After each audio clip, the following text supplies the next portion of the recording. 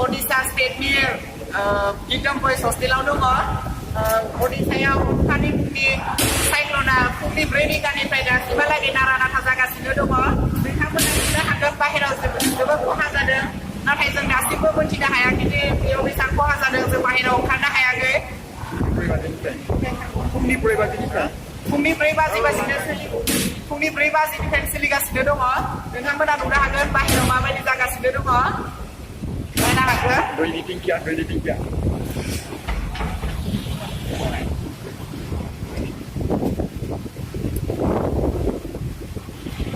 नोंथांमोना नुनो हादों जोंनि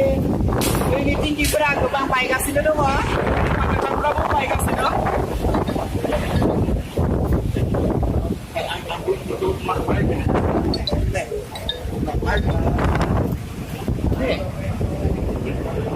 मोनारामजों लोगोसे जों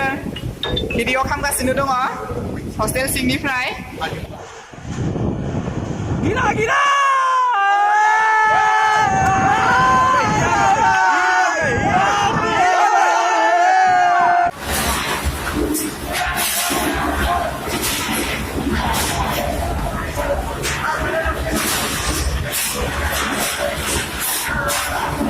खुलुमबाय रायजो राजा नोंथांमोन जोङो दायो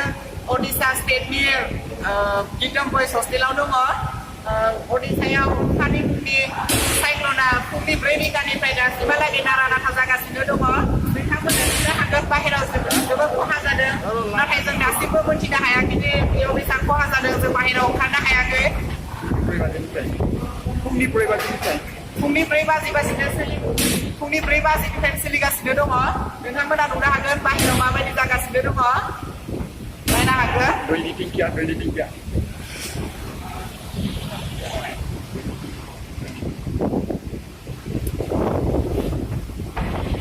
नोंथांमोना नुनो हादों जोंनि दैनि टेंकिफोरा गोबां बायगासिनो दङ बिफां-लाइफांफोराबो बायगासिनो